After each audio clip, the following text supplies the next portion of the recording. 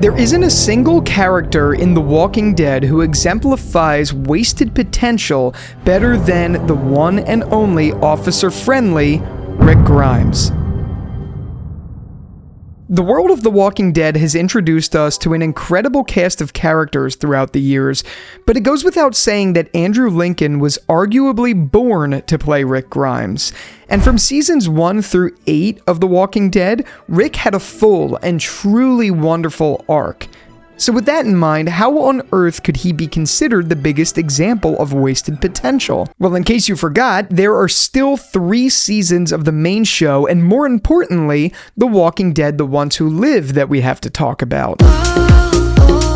And I need to be very clear before we go any further. A large focus of this video will be on the source material that AMC adapted from Robert Kirkman, because some of Rick's best moments happen after the events that unfold in seasons 1 through 9 of the show. You see, there is a very stark contrast between comic Rick and show Rick, and that is especially true with the events that happen later in the story. Some of those events, for lack of a better word, have drastically impacted the legacy that AMC's The Walking Dead will forever be remembered for. And they all revolve around the main character of the show, Rick Grimes. From the moment that we first meet Rick Grimes in Days Gone By, it is clear that we are watching our lead protagonist. A sheriff's deputy who's dedicated to his job and his family, Rick represents the ideal of a moral leader. When he wakes up from his coma to find the world overrun by walkers, his initial goal is simple and pure: find his family and protect them at all costs. From the very beginning, Rick is established as the moral center of really any group he encounters later in the show. He is someone who believes in what's right even when the world around him has fallen into chaos. Rick's first major decision as a leader comes when he stumbles upon the group of survivors in Atlanta. He immediately takes charge, leading a dangerous mission back into the city to retrieve weapons and rescue Merle at the dismay of many members of the rest of the group. This is where we see Rick's instinct to protect others come to the forefront. He's willing to put himself in harm's way for the sake of the group, which quickly earns him their respect. However, this early leadership often sets the stage for the heavy burden that will weigh on him throughout the series. Each life lost, every tough decision he makes slowly chips away at the man that we first met. As the group finds temporary refuge at Herschel's farm, thanks to our good friend Otis for shooting Carl, we start to see Rick's evolution from a hopeful protector to a leader weighed down by the responsibility of his choices. The farm represents a brief moment of peace, but it's also where Rick's ideals are first seriously challenged. The situation with Shane, his former best friend, pushes Rick to make a devastating decision, one that marks the beginning of his transformation. By the time the group reaches the prison, Rick is a changed man. The loss of Lori, the harsh realities of survival, and the need to keep his people safe have turned him into a leader who's willing to do whatever it takes, even if it means compromising the values he once held dear. The prison arc is where we truly see Rick struggle with his identity, oscillating between being a just leader and a man on the brink of losing his humanity. After the prison falls, with the help of a man who looks like a pirate, Rick's journey takes an even darker turn. The brutal reality of the world outside the prison walls forces him to embrace an even more ruthless side. At Terminus, Rick is pushed to his limits, both mentally and physically. The man who once sought to avoid unnecessary violence is now leading his group into a fight for survival with a kill or be killed mentality. But it isn't until Alexandria where we see the most significant shift in Rick's character. The contrast between the sheltered community of Alexandria and the harsh world Rick's group has been surviving in creates a tension that propels Rick into a role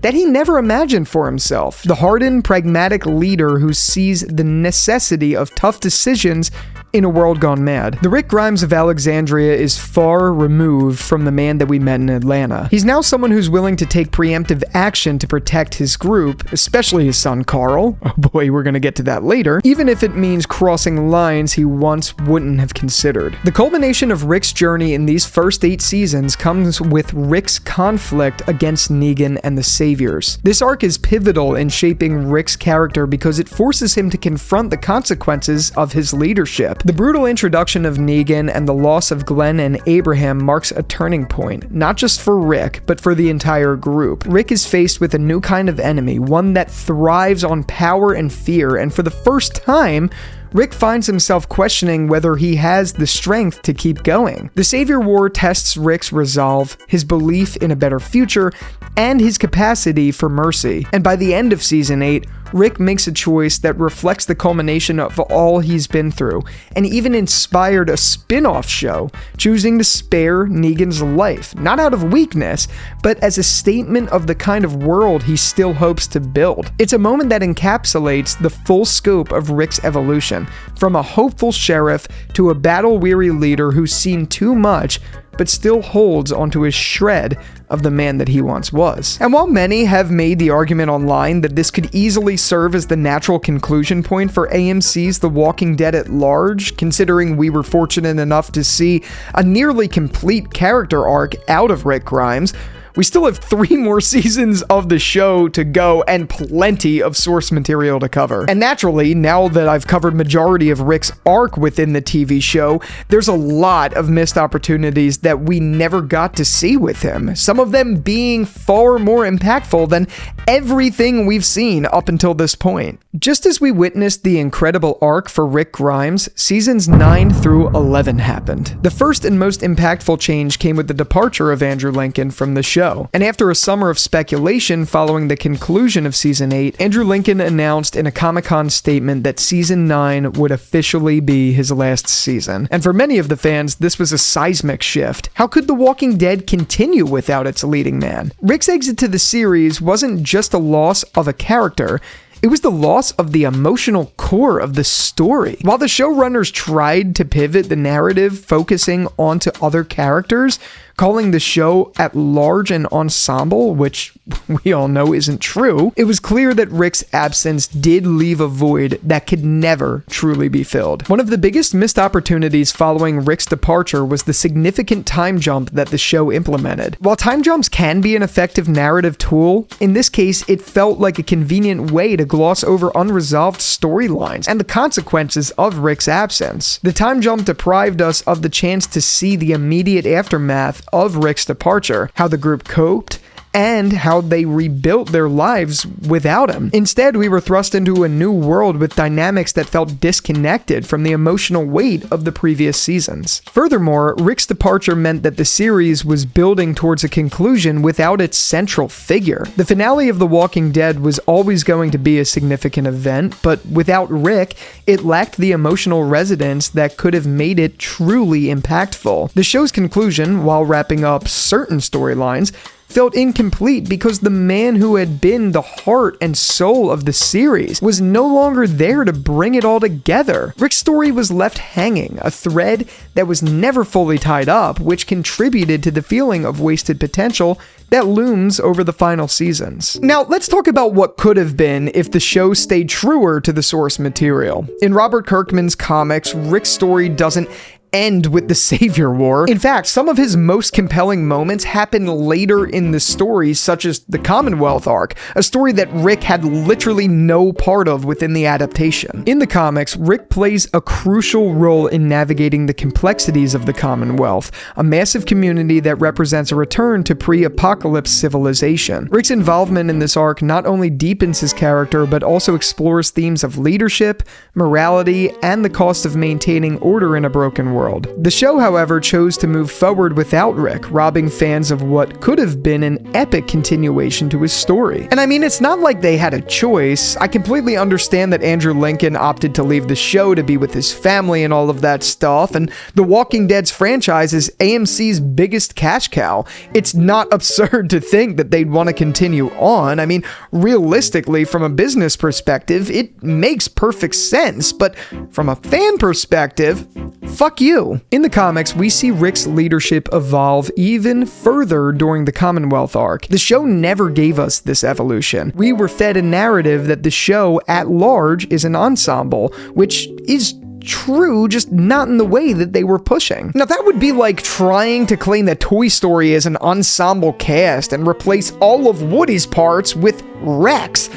Obviously, that's not a great example, but it's all I could think of. So, are you picking up what I'm putting down? Pitching a story with an ensemble cast makes sense in a story such as, Game of Thrones, where the ensemble cast makes sense, especially since it's been presented since episode 1. The difference is, from episode 1, The Walking Dead's sole focus was on Rick Grimes and finding his family. Yes, others came along the way and they had prevalent character arcs, but the story at large was always heavily focused on the Grimes family, more specifically, Rick and Carl. One of the most significant aspects of Rick's story in the comics is his relationship with Carl. While the show did explore this dynamic, especially in earlier seasons, it never reached the same depths as the source material. In the comics, Carl's growth into a leader in his own right is a direct result of Rick's influence. The bond between father and son is central to both of their arcs, and it's through Carl that Rick's legacy is truly cemented. Carl's journey under Rick's guidance becomes one of the most powerful elements of the comic's narrative. However, the show took a drastically different path with Carl's story by choosing to kill him off in season 8. This decision not only removed a key character from the narrative, but also fundamentally altered Rick's trajectory. In the comics, Carl survives and plays a vital role in the post-apocalyptic world Rick is trying to build. His survival is a symbol of hope and the continuation of Rick's legacy. By killing Carl, the show severed this crucial thread, depriving Rick of the opportunity to see his son grow into a leader and carry on his ideals. The loss of Carl also meant that many of Rick's most significant moments in the comics, which revolve around his relationship with his son, were never truly realized in the show. Some of those moments literally revolve around the ending to Rick's story at large and Rick's literal death, but hey, I'm not going to waste too much time on this because I've fumed enough about it. If you want to see my thoughts on the wasted potential of Carl Grimes, be sure to click up here. Another significant relationship that the show failed to fully capture was between Rick and Andrea. In the comics, Andrea becomes Rick's closest companion and eventually his partner. They share a deep bond built on mutual respect, trust, and a shared trauma. Andrea's death in the comics is one of the most heartbreaking moments for Rick, as it marks the loss of someone who was not just a partner in survival, but a partner in life. Rick's grief and response to her death further highlight his humanity and the weight of his leadership. The show, however, took a very different route with Andrea's character, which led to the loss of this pivotal emotional anchor for Rick's story. Of course, in the adaptation, Michonne stepped in to replace Andrea, and I don't think there's any disputing that their relationship in the show was great, but even as such, the relationship that was portrayed was a drastically different relationship from Rick and Andrea's. And for those of you who don't know anything besides TV Andrea, you sweet, sweet summer child, and I can't believe I'm saying that. Rick's relationship with Negan in the comics is another critical element that the show only partially explored. After All Out War, Rick chooses to keep Negan alive, a decision that is met with mixed reactions from the survivors. Over time, and primarily shown in the comics, Rick and Negan engage in several deep philosophical conversations while Negan is imprisoned. These discussions delve into themes of redemption, power, and the nature of leadership. Rick's willingness to engage with Negan on this level shows a more complex and forgiving side to his character, something that is only briefly touched upon in the show, given his exit unfortunately prevented the opportunity for it to be explored more. The comics give us a much richer exploration of these two titans of the Walking Dead universe and their evolving dynamic. From AMC's version, this dynamic is especially sour for me because Negan is my favorite character of all time and Rick is a close second, so while we did get to see a very brief version of this on screen, we never got to see some of what made it truly special, such as their dynamic in the Whisperer arc. And speaking of, the Whisperer's arc is another moment where Rick's character truly shines in the comics. The Whisperers represent a new kind of threat, one that challenges Rick's leadership in unprecedented ways. Rick's strategy in dealing with the Whisperers, including his negotiations with their leader, Alpha, and his efforts to prepare Alexandria for the impending impending conflict showcases his growth as a leader. This arc is crucial because it tests Rick's ability to maintain peace and order while facing a threat unlike anything they've encountered before. The show adapted parts of this story, but without Rick, it lacked the same impact, especially in how it related to the broader themes of leadership and survival. Now, I personally really wanted to see Rick meeting Alpha, and more importantly, Rick meeting Alpha in the way that he did. In the comics, Rick gets held captive from the Whisperers, and that's where he gets to meet Alpha for the first time.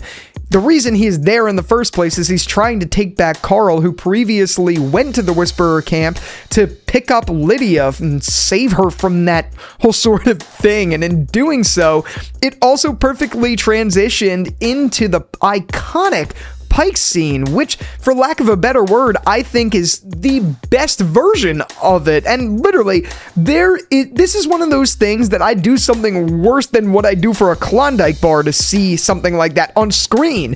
Rick Grimes, just in a moment like that, just hits so differently than Daryl, Michonne, Sadiq, and all of those people. And yes, in the show, it was really nice. Like, the music was great, the pacing was strong, it felt like it was trying its best to do a faithful adaptation of what we got in the comics, but there is nothing like seeing Rick fall to his knees at the sight of Rosita and Ezekiel on the Pikes. My God, I mean, that was peak The Walking Dead comics. It's truly such a shame that we never got to see something identical to that play out on screen, and again, while it was great in AMC's version, it just missed that same spark that it had in the comics because Rick wasn't there to witness it, and the lineup was certainly not the same. Like who are the Highwaymen? Seriously, who are these people? Now, there's no simple transition to this one, but one of the most shocking moments in the comics is when Rick shoots Dwight during the Commonwealth arc. Dwight, who had become a close ally, posed a threat to the fragile peace Rick is trying to build within the Commonwealth, which, might I add, was portrayed rather differently in the comics. Robert Kirkman made it very clear that the Commonwealth was not exactly an enemy, unlike all of the other threats that were faced along Rick's journey. The group was portrayed as being fine, really, but the enemy was actually the system rather than its people. Rick's decision to shoot Dwight came as Dwight tried to challenge this in the face of Pamela Milton, the, at the time, leader of the Commonwealth. This decision was a gut-wrenching moment that reflects the heavy burden of leadership. It's also a decision that haunts Rick as it goes against his long-held belief in giving people second chances. This act highlights the internal conflict Rick faces between maintaining order and staying true to his principles, a conflict that the show never fully explores due to Rick's early departure. And might I add, this was a truly phenomenal moment because obviously it was heartbreaking as Dwight and Rick were, for the most part, friends, but Rick's choice to sacrifice a friendship for the sake of potentially rebuilding the Commonwealth and, at larger, the world in the right way it was far more important. I'm going to take this opportunity to give a quick shout out to Rick's "We are not the Walking Dead" speech because I honestly didn't know where else to put this, but this speech was a profound moment from the comics that we just never got to see. It was something that was coming of full circle from a speech that he made much earlier in both versions, realistically, stating that we are the Walking Dead. And realistically, him coming full circle and admitting that they are not was living proof that their days of the trials, as they called it, were over, and that this was the start of a new chapter that they were building, one of rebuilding society, fostering community, and retaining their humanity despite the overwhelming darkness around them. It doesn't even compare to the adaptation where Daryl was the one to say briefly to Pamela Milton in the last episode of the show that we ain't the Walking Dead. I mean, it's not even close. And yes, in a way, that was somewhat full circle as well, because Daryl in the adaptation rejected Rick's idea that they are the Walking Dead, but him re-acknowledging it just doesn't feel right. It doesn't hit the same that it ever would if those words were coming from a true leader like Rick. It's not the same. But as you know, that inspirational speech was the last one that Rick would give. Because shortly after that speech, while Rick is in the comfort of his own bed in an otherwise safe area, Pamela Milton's brat son, Sebastian, breaks in and shoots Rick in the chest. eventually killing Rick and leaving him to turn into a walker. This is a moment that is both tragic and profound. Rick is killed by Sebastian Milton, the spoiled and entitled son of Commonwealth leader Pamela Milton. This death is shocking not just because of who kills Rick, but because it happens just as Rick is beginning to establish a new sense of order and peace within the Commonwealth. Rick's death marks the end of an era in the comics, and it's handled with a sense of finality and respect for the character's journey. In Robert Kirkman's own words, Rick Grimes fixed the world to the point where he was so safe that he could be killed by the weakest character in the book. It's a statement on how good of a job he did. No point in the history of the comic could he have been killed that way. It wasn't until the very end that he was able to relax to the point where... And quite frankly, I don't think it could have been said any better. Rick's death was perfect. And I know there were a lot of people who were angry because they didn't want to see Rick ever die, but it was a necessary moment in the comics, and another one, similar to the Negan and Whisper arcs, that I would have done unspeakable things to see adapted someday. As I mentioned, the show never gave us this moment. Instead, Rick's story was left open-ended, with the promise of future spin-offs that may or may not deliver the closure that fans are looking for. The loss of this definitive ending in the show is perhaps the most glaring example of Rick's wasted potential. Finally, the last issue of the comic series jumps forward in time to show the future of the world Rick helped to build. Carl is now an adult with a family, and the world, while not perfect, has found a new sense of peace. This ending is a beautiful tribute to Rick's legacy and the sacrifices he made. Interestingly, the show filmed something similar which never made it to screen, with a focus on RJ and Judith. However, without Rick's death and the subsequent time jump that mirrors the comic's ending, the show's version just doesn't carry the same weight. It's a nod to what could have been, but it ultimately falls short of the emotional resonance found in the comics. And after years of speculation and development hell as to how Rick's story would return to TV, in early 2024, we finally got to see his return in the form of a 6-episode miniseries called The Ones Who Live. With Rick's story unfinished in the show, fans had eagerly anticipated his return in The Walking Dead: The Ones Who Live. Rick's departure from the main series occurred in Season 9, Episode 5, which aired on November 4th, 2018. We didn't see his return until 6 years later in February of 2024. The anticipation for this show was on a level unlike anything we'd seen in the universe previously. With all of the missing potential that was already outlined in this video, the possibilities were endless. Was Rick going to return home? Were we going to see Rick's death handled in a similar way we did to the comics? Were we going to see Michonne's death in a similar way to Andrea's? Was the show going to rejuvenate the intrigue of The Walking Dead and further develop the big bad among all of the spin-offs, the CRM? No. Ladies and gentlemen, I am officially up to here. This entire video I've been down here with it, but this is where I'm truly starting to get infuriated. I mean, what we got, instead of anything that could have developed Rick's story further, was a love story. Hey, yo, what the fuck? Now, the first few episodes of the show were truly great and seemed to set up something really special for Rick, but all of those possibilities were thrown out the window when Rick and Michonne single-handedly destroyed any future potential by killing the CRM, the largest threat that the entire universe ever faced. Like it was nothing, like it was Thanos at the snap of a finger, or like it was like me turning off all of these lights in this room. It was that quick. And even in the end, when Rick returned home, sure, it was good fan service, but that's really all it was. Honestly, outside of seasons 1 through 9 of the main series, there was no profound impact left on Rick's legacy by the way that they closed out his character. And now, is it the end of the world? No, it's not, but it just left so much to be desired.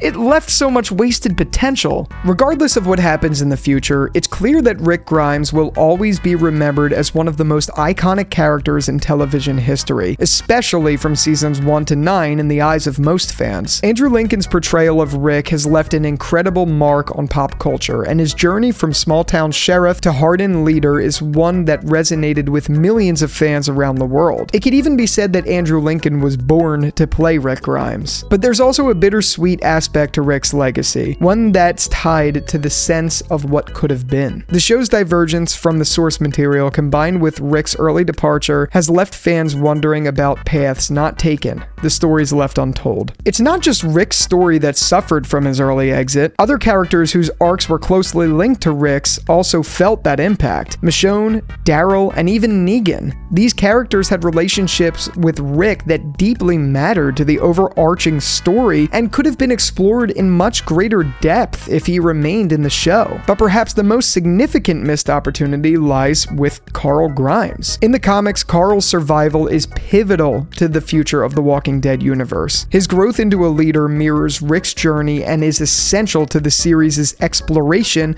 of legacy and rebuilding society. With Carl's death in the show, we lost not only a key character, but also the narrative potential that came with Rick and Carl's evolving father-son dynamic, which many argue was the central point of Robert Kirkman's comics and even AMC's earlier seasons. This deviation from the comics meant that Rick's later journey in the show lacked the emotional depth and resonance that came from his relationship with Carl. The show's decision to kill off Carl created a void in the narrative, one that fundamentally altered the direction of Rick's story and left fans wondering about the potential stories that were never told.